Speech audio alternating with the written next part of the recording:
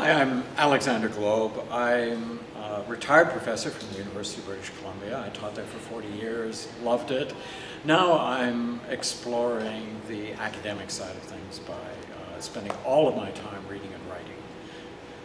I'm at the Fisher because of the collection of Catherine Partrail's books and Agnes Chamberlain's drawings and paintings.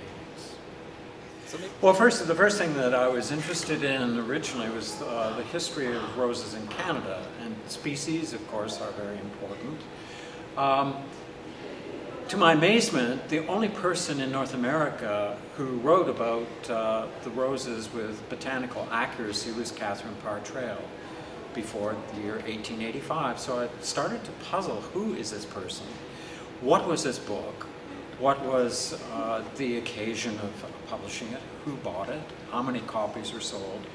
I've always been interested in social networking. So this book was the perfect project for that kind of interest. But back in the 19th century, of course, social networking was a very different, much more material kind of an activity.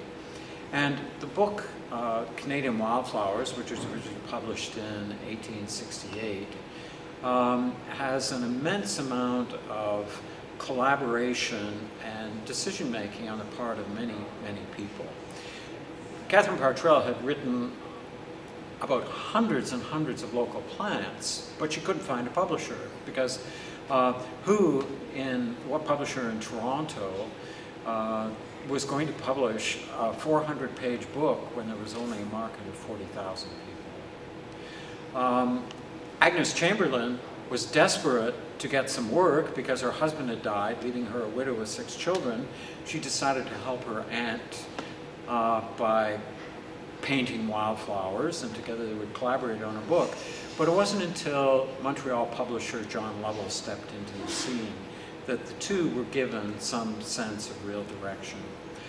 He was the best publisher in Canada at the time, the only competent publisher of complicated illustrated books at the time. And he brought the two together in a very productive way. He said, you don't want a book of hundreds and hundreds of pages. 25 wildflowers is good enough. And even there, Agnes was faced with a challenge because she had to produce at her expense all of the illustrations. To have them done commercially was going to cost $1,500. That was 10 times the annual income of both Trail and Chamberlain, so it was obviously out of the picture. And so eventually, with a lot of help from Toronto lithographers and artists, she decided to combine several of the flowers onto individual plates. So at the end of the game, there were only 10 plates to color.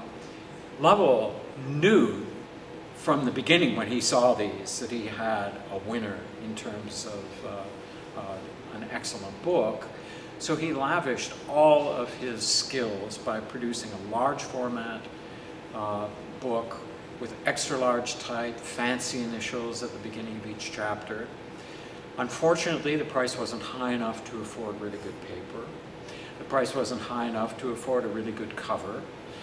But he did that. When the second edition came around, miraculously, within a year and a half, there were sales of not just 500 copies, which was his bottom line, but 1,500 copies, 3 editions. This was quite an amazing entrepreneur that he had on his hands, Agnes Fitzgibbon. And the Fisher Library has many copies of each one of those editions.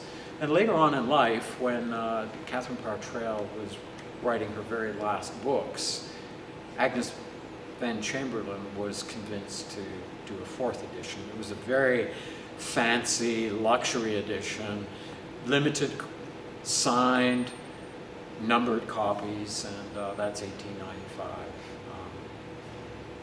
Good many decades after